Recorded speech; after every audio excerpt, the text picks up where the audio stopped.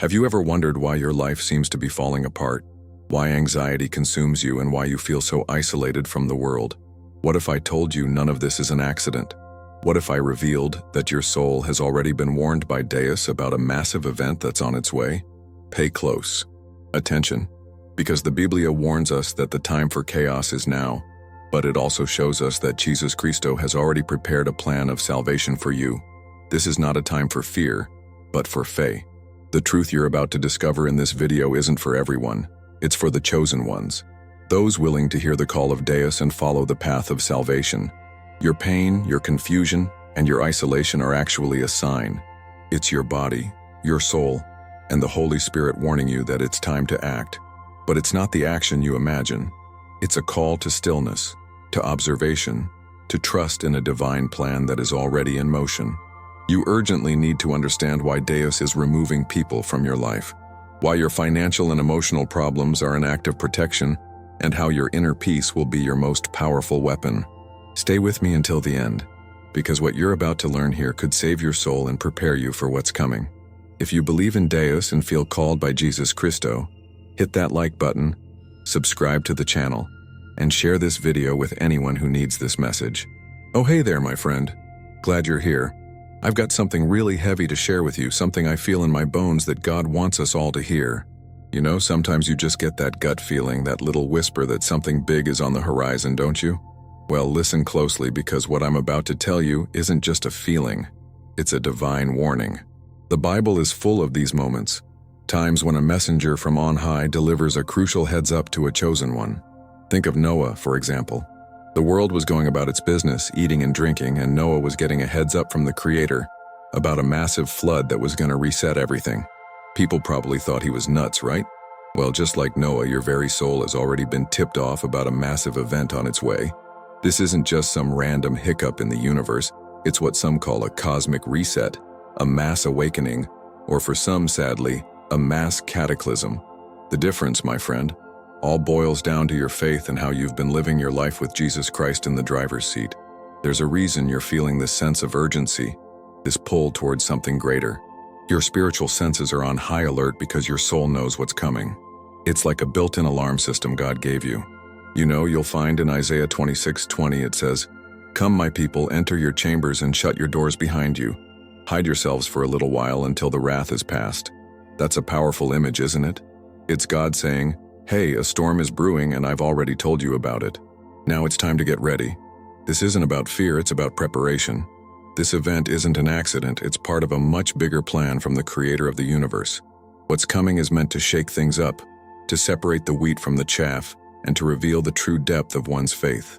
So if you've been feeling that little voice inside, that spiritual ping, don't you dare ignore it. It's your soul, informed by the divine, telling you to pay attention. Now, you might be thinking, what am I supposed to do about this? I'm glad you asked. It's not about running around screaming or panicking. That's what the world would do. The Bible reminds us in Philippians 4:6-7, "Do not be anxious about anything, but in every situation, by prayer and petition, with thanksgiving, present your requests to God, and the peace of God, which transcends all understanding, will guard your hearts and your minds in Jesus Christ." The message from the divine isn't one of terror, it's one of a call to action, but not the action you might expect. It's a call to turn inward, to listen, and to trust that God has a plan. This reset or awakening is a turning point, a moment where the world as we know it is going to shift. The way you've prepared your heart and mind through your faith will determine which side of that shift you find yourself on. I mean, look at what Jesus Christ did when he was about to face the most massive event in human history. He didn't run and hide. He went to the Garden of Gethsemane to pray and be still. He knew what was coming, and he knew the only way through it was by connecting with his Father, God. This is our model. Our souls have been warned, and now we're being called to prepare ourselves in a similar way. This isn't about physical survival as much as it is about spiritual survival. It's about having your foundation built on the rock of faith so that when the winds and waves of this cataclysm come, your house won't fall. The world will be scrambling, trying to make sense of the chaos, but you, the chosen one, will already have the peace that only comes from knowing what the Lord has in store. You're probably wondering what this event will look like. Honestly, no one knows for sure. The Bible tells us in Matthew 24:36, But about that day or hour no one knows. Not even the angels in heaven, nor the Son, but only the Father. But that doesn't mean we can't be ready.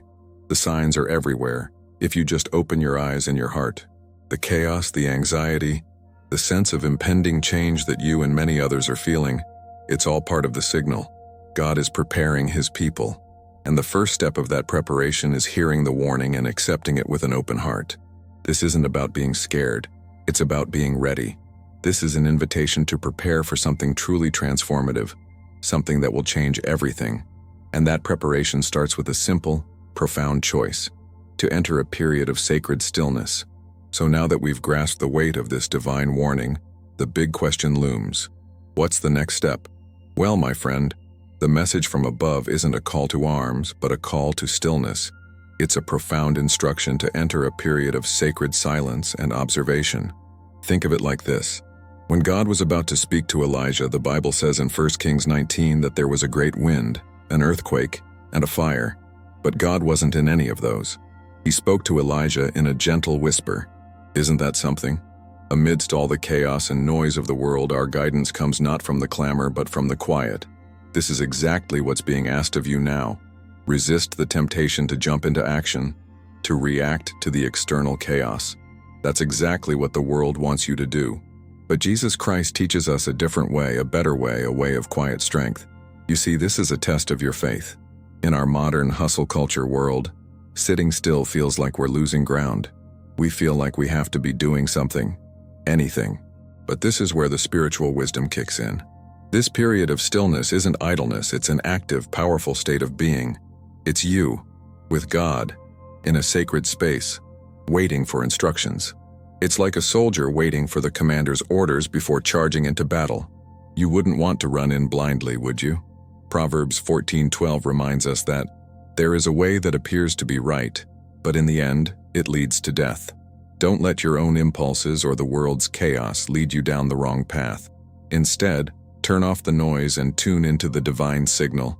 What does this stillness look like in real life? Well, it's not about becoming a hermit, but about creating pockets of sacred silence in your day. It could be 10 minutes of quiet prayer in the morning, a few moments of meditation on a verse from the Bible, or just a walk in nature where you actively listen for God's voice. I remember a friend who was going through a tough time at work. He felt like he had to fix everything at once. I told him to just be still, to pray and to read Psalm 46:10, which says, "Be still and know that I am God." He started doing this, and you know what? The solution didn't come from his frantic efforts. It came when he was in a moment of quiet reflection. The answer just popped into his head, clear as day. That's the power of this stillness. This quiet period is also a time for deep spiritual recalibration. God is preparing you for what's next. He's not just going to drop a plan on you out of the blue. He's going to guide you step by step. And you'll only hear those steps if you're listening. The world around you will be loud with news, with opinions, with fear. But your inner sanctuary, the one you're building now, will be a place of peace. This isn't just about surviving the storm. It's about thriving in it. It's about having such a strong connection to Jesus Christ that you become a beacon of light for others who are lost in the dark. Your quiet faith will be your loudest testimony. And you might be thinking, but what if I miss the instructions? Don't you worry about that for a second. God's got you. He's not a cosmic prankster. When the time is right, the instructions will be crystal clear. The key is to prepare the vessel, your mind, your heart, your spirit. This quiet season is the preparation. It's you saying to God, I trust you. I'm ready to listen. This leads us to the next point about the incredible role your intuition plays in all of this, because that little voice inside of you is the very tool God is using to guide you right now. Now, let's talk about that little voice inside you. That hunch, that gut feeling, that sense that you should go left when everyone else is going right. That's not just a coincidence, my friend. It's a divine compass, a holy homing beacon that God has placed inside of you. The Bible calls it the Spirit of Truth in John 14:17, saying that it lives with you and will be in you. Think of it as a personal spiritual guidance system from Jesus Christ himself. During this period of quietness, your intuition becomes your most trusted ally. It's the code or inner voice that will help you navigate the coming storm when logic and reason fail. You might be thinking, But how can I tell the difference between my intuition and just my own thoughts? That's a great question, and it's a common struggle. The key is in practice and faith. Your intuition, when it's from God, often comes with a sense of peace, clarity, and a certain rightness to it. It's not loud or demanding, it's subtle, often just a flicker of understanding. On the other hand, a lot of our own thoughts are rooted in fear, anxiety, or ego. They tend to be noisy and pushy. A great example of this is when Peter, in Matthew 14:28-29, stepped out of the boat to walk on water towards Jesus. He had a moment of pure faith and listened to that inner call. He trusted his intuition. But when he took his eyes off Jesus and focused on the storm, the external chaos, he started to sink. The lesson? Trust the inner voice, not the outer noise. This is a time to pay close attention to your body and your spirit. Have you ever had a sudden alarm bell go off inside you about a situation or a person? Maybe it's a feeling of unease that you can't quite explain. Don't ignore it. That's your intuition, your inner warning system, doing its job. I had a friend who was offered a too-good-to-be-true business deal. All the numbers looked great on paper, but he had this persistent feeling in his gut that something was off. He prayed on it, read the Bible for guidance, and listened to that small, quiet voice. He ended up declining the offer, and wouldn't you know it, a few months later the whole thing collapsed. He was so grateful he trusted his gut. He realized that his intuition, guided by God, saved him from a world of trouble. So how do you sharpen this divine tool? By spending time with Jesus Christ in prayer and in His Word. The more you saturate your mind and heart with the teachings of the Bible, the more your intuition will be aligned with the divine will. It's a muscle you have to work. When you're in that state of quietness we talked about, you're not just waiting. You're listening and learning to distinguish the divine voice from all the others. This process is crucial because the world is about to get very loud, and you'll need a reliable compass. The chaos is coming, and it will challenge everything you think you know, which leads us perfectly to the next topic about the signs and the restructuring happening around you. Okay, let's get down to some brass tacks. I know you've been feeling it. That inexplicable anxiety, the vivid dreams that leave you a bit shaken, and that strong, almost overwhelming desire to just withdraw and be on your own. My friend, these aren't random quirks of your mind or emotions. They are warning signs, signals from your body and soul that a significant change is on the horizon. This is your internal system, guided by God, preparing you for the shift we've been talking about. In the Bible, we see this over and over. Prophets and disciples often experienced dreams and visions as a way for God to communicate with them about things to come. Think about Joseph in the book of Genesis. His dreams weren't just funny stories. They were a divine heads-up about a famine and a call to a special mission. Now let's talk about the chaos happening on the outside. Maybe your relationships are on the rocks. Maybe your finances are a mess, or your career path feels like it's been scrambled. It's natural to look at these things and think, what on earth is going wrong? But what if I told you that this external chaos is actually a reflection of an internal divine restructuring? That's right. God is moving things around in your life, not to punish you, but to prepare you. Jesus Christ often used parables to show us this. Remember in Matthew 13 the parable of the sower? The seed that fell on good soil was the one that grew strong. This restructuring is God removing the stones and weeds from your life, making your soil fertile for what's next. It's not about things falling apart. It's about things being reordered according to a divine blueprint. I've got a personal story for you. I had a friend who was in a really toxic relationship. It was eating him up, draining his energy and his faith. And even though he knew it wasn't good for him, he was terrified to leave. Suddenly, the relationship just imploded. It was painful and messy, and at the time, he felt completely lost. He cried out to God, "Why, Lord, why is this happening to me?" But looking back now, he sees that it was God clearing the path for him. That painful end was the beginning of his true spiritual and personal growth. He was able to focus on his relationship with Jesus Christ and find peace he never knew was possible. He realized that the chaos was a form of protection, a way for God to step in and say, "Hey, this isn't for you anymore. I've got something better." So when you see things in your life that seem to be falling apart, try to shift your perspective. Instead of seeing it as a catastrophe, see it as a divine cleaning, a spiritual purge. Your anxiety is a signal to slow down and listen. Your dreams are a message, and the turmoil in your life is a sign that God is working behind the scenes. This is all part of a larger plan, a crucial step in preparing you for what's ahead. And this preparation often includes removing people and things from your life that no longer serve your divine purpose, which is exactly what we'll discuss in our next point. Well, my friend, as we walk this path, you might have noticed something tough happening in your life lately. Maybe certain friendships have just faded away, or relationships that you thought were rock solid have dissolved, leaving you feeling isolated and a little lost. It's a heavy feeling, isn't it? It can make you wonder if you've done something wrong. But let me tell you something truly profound. This feeling of isolation and the loss of those connections are not a punishment, but a powerful act of Deus's divine protection. The Biblia is full of stories like this. Think of Abraham, called by Deus to leave his homeland and his family. He had to disconnect from everything he knew to follow a path of faith that would change the world. It was a painful, lonely process, but it was absolutely necessary for the grand plan of Deus to unfold in his life. He was being protected from the distractions and influences that would have kept him from his ultimate calling. This is precisely what Jesus Christo is doing for you right now.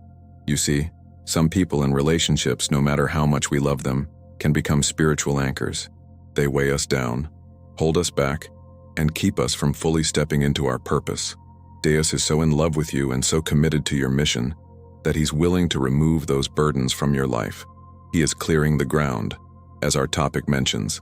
It's like a gardener pruning a vine. The pruning might look harsh and painful, but it's done so that the vine can bear more fruit. In John 15:2, Jesus Christo says, "He cuts off every branch in me that bears no fruit, while every branch that does bear fruit he prunes, so that it will be even more fruitful." It's a tough truth, but it's a loving act. Deus is making room for something new and more aligned with his will, and sometimes that means a few goodbyes. I had a friend who was always surrounded by people. He was the life of the party, but honestly, many of those people weren't encouraging his faith in Deus. In fact, they often pulled him away from his commitments to the church and to his spiritual growth. When he started to get serious about his relationship with Jesus Christo, a lot of those friends just disappeared. It was a tough, lonely season for him. He spent many nights wondering what was wrong with him. But in that solitude, he found something incredible, a deeper, more intimate connection with Deus. He spent that time reading the Biblia, praying, and really listening. He realized that the isolation wasn't a curse. It was a sacred opportunity. He wasn't alone. He was in a period of intense one-on-one discipleship with the Creator of the universe. So when you feel that sting of a relationship ending, or the silence of a friend who's no longer around, try to reframe your perspective. See it as Deus picking up a burden you didn't even realize you were carrying. He's removing the unnecessary weights that are holding you back from running the spiritual race. Think of it like this. If you were getting ready to climb a mountain, you wouldn't take a bunch of extra baggage with you, would you? You'd travel light. Deus is lightening your load so that you can ascend. This process is about preparing you for what's ahead, making you lighter and strengthening your core faith. This isn't the end of your story. It's the beginning of a powerful transformation, a quiet power-up. This period of disconnection is paving the way for something truly remarkable. It's a time of deep recalibration where you're not just surviving, you're becoming more powerful. As the world around you becomes louder and more chaotic, you are being prepared to operate on a different frequency entirely. You're learning to hear the voice of Jesus Christo in a way you never have before, and that's an incredible superpower. Your stillness isn't just about waiting, it's about raising your vibration, something we'll talk about next. My friend, you're not just being protected in this period of stillness, you're being elevated. This quiet season isn't a passive state of waiting, it's a profound portal to ascension. Think of it like this. The world, with all its fear, anger, and division, is descending into a lower, more chaotic frequency. It's like a radio station playing static. But Deus is calling you to tune into a different station entirely, a higher divine frequency of peace, clarity, and purpose. Your quietness is the very act of adjusting your spiritual dial. While the world gets louder and more frantic, you, the chosen one, are becoming more attuned to the gentle, powerful whispers of Jesus Christo. This is a deliberate spiritual separation, and it's essential for what comes next.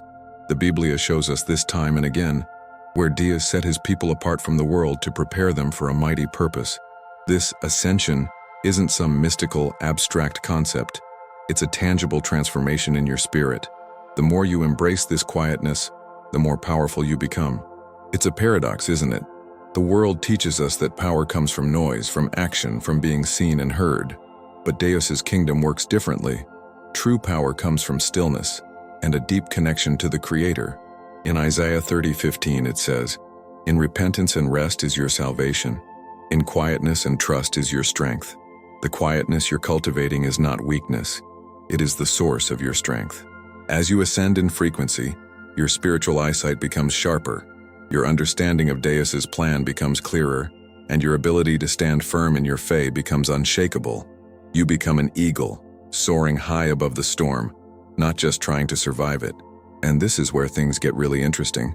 When you operate on this higher frequency, you become a challenge and a threat to the forces of evil. Why? Because evil thrives on the lower frequencies of fear and chaos. It wants you anxious, distracted, and overwhelmed. But a spirit filled with the peace of Jesus Christo is a light in the darkness, a beacon that disrupts the enemy's plans. Think of the story of Daniel in the lion's den.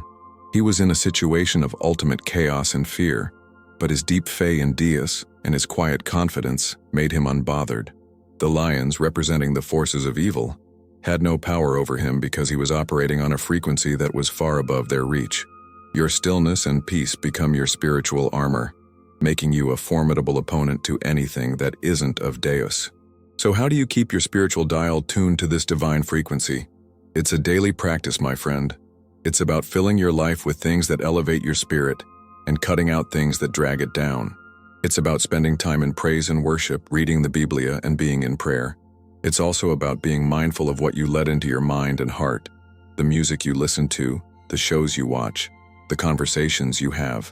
I had a mentor who once told me, "Your spiritual life is like a garden. You have to be intentional about what you plant and what you pull out." This period of quietness is your chance to pull out the weeds of the world and plant the seeds of Deus's truth, preparing your soul for an incredible harvest. This profound peace you're building within is not just for your own good. It's a powerful weapon you'll wield during the coming storm. The world will tempt you to react, to get angry, to get lost in the noise, but your quiet, steady peace will be your greatest defense. It is your faith in action. And that, my friend, leads us to the final point: how to resist those temptations and maintain that inner calm no matter what. Now we're at the very heart of the matter. After all the quietness, all the divine restructuring, and all the spiritual elevation, you're going to face the ultimate test: resisting the temptation to get pulled back into the chaos. The world, my friend, is like a powerful current, and it will try its best to drag you back into its swirling vortex of noise and fear. Every headline, every social media post, every anxious conversation will be a temptation to abandon the peace you've cultivated. But here's the crucial truth. This quiet, steadfast peace is your most powerful weapon and your ultimate protection during this storm.